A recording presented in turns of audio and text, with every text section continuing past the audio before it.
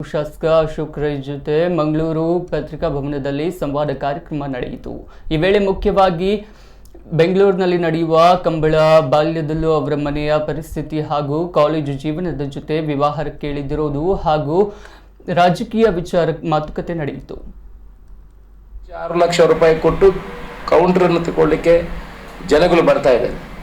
ಈಗಲೇ ಕರೆಯ ಒಂದು ಹಂತದ ಕೆಲಸಗಳಾಗಿದೆ. ದಿವಸಾಲು ಬೆಳಗಿಂದ ಸಾಯಂಕಾಲ ನೋಡಿದರೆ ಕನಿಷ್ಠ 1,500 - 2,000 ಜನ ಬ್ಯಾಂಗ್ಳೂರಿನವರು ಕರೆ ನೋಡಲಿಕ್ಕೆ ಬರ್ತಾ ಇದ್ದಾರೆ. ಈಗ ನೋಡಿದ್ರು ನಾವು ಈಗಲೇ ಅಲ್ಲಿ ಕಚೇರಿಯನ್ನು ಆ ಗ್ರೌಂಡಿನಲ್ಲಿ ಕಚೇರಿಯನ್ನು ಮಾಡಿದ್ದೇವೆ.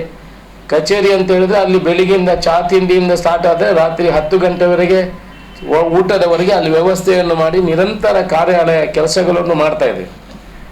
ಹಾಲಿವುಡ್ ನಾವು ಯಾವ ರೀತಿ ಕಂಬಳವನ್ನು ಮಾಡಲಿಕ್ಕೆ ಆಯೋಜನೆ ಮಾಡಿದ್ದೀವಿ ಅಂತ ಹೇಳಿದ್ರೆ, ಒಂದು ಕಂಬಳದ ಸ್ಟೇಜ್ ಇರುತ್ತದೆ, ಅದರಲ್ಲಿ ವ್ಯವಸ್ಥಿತ ರೀತಿಯ ಗ್ಯಾಲರಿಗಳನ್ನು ಮಾಡ್ತಾ ಇದ್ದೇವೆ. ಯಾಕಂತ ಹೇಳಿದ್ರೆ ಕೆಲವು ದಾನಿಗಳು VVIPಗಳು ಅವರ ಇಂಗಿತವನ್ನು ವ್ಯಕ್ತಪಡಿಸ್ತಾರೆ. IAS ಅಧಿಕಾರಿಗಳು IPS ಅಧಿಕಾರಿಗಳು ಅವರ ಕುಟುಂಬ ಸಮೇತ ಬಂದು ನಮಗೆ ಕೊಡಬೇಕು ಅಂತ ಸುಮಾರು ವಿಧಾನಸೌಧದಲ್ಲಿ ಸೀನಿಯರ್ IAS ಆಫೀಸರ್ಸು ಒಂದು 40 ಜನ ಇವಾಗಲೇ ನಮ್ಮ ಹತ್ರ ಬೇಡಿಕೆಯನ್ನು ಇಟ್ಟಿದ್ದಾರೆ.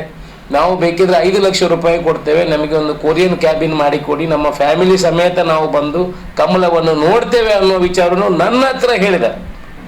ಅದೇ ನಾವು ಯಾರ ಹತ್ರ ಕಮಲ ನೋಡಲಿಕ್ಕೆ ದುಡ್ಡು ಇವತ್ತಿನವರೆಗೆ ಅವ್ರ ಹತ್ರ ರೀತಿ ಕಮರ್ಷಿಯಲ್ ಮಾಡಲಿಕ್ಕೆ ನಾವು ಅದನ್ನು ಹೊರಡುವುದಿಲ್ಲ.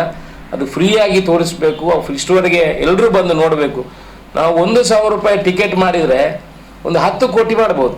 ಗ್ಯಾಲರಿ ಮಾಡಿ 1,000 ರೂಪಾಯಿ ಟಿಕೆಟ್ ಮಾಡಿ ಇವತ್ತು ಆನ್ಲೈನಲ್ಲಿ ಶೇರ್ ಮಾಡಿದರೆ 10 ಕೋಟಿ ರೂಪಾಯಿ ಕಲೆಕ್ಷನ್ಗಳನ್ನು ಮಾಡಬಹುದು. ಆ ರೀತಿಯ ಒಂದು ಇಂಟ್ರೆಸ್ಟ್ ಜನಗಳಿದೆ. ಮಾರಬೇಕು, ಕೌಂಟ್ರ್ ಇಡಬೇಕಂತ ಇಲ್ಲ, ವ್ಯವಸ್ಥೆ ಮಾಡೋದು. ಪೊಲೀಸ್ ಡಿಪಾರ್ಟ್ಮೆಂಟ್ ಪೂರ್ತಿ ಸರ್ವೆ ಮಾಡಿ ಯಾವ ರೀತಿ ಜನಗಳು ಹೋಗ್ಬೋದು ಬರ್ಬೋದು. ಯಾಕಂತ ಹೇಳಿದ್ರೆ 7 ರಿಂದ 8 ಲಕ್ಷ ಜನ ಈ 48 ಗಂಟೆಯಲ್ಲಿ ಇದನ್ನು ವೀಕ್ಷಣೆ ಮಾಡಲಿಕ್ಕೆ ಬರುವ ಅಂದಾಜು ಪೊಲೀಸ್ ಡಿಪಾರ್ಟ್ಮೆಂಟ್ ಅನ್ನೋರ ಮಾಹಿತಿ ಪ್ರಕಾರ ಇದೆ.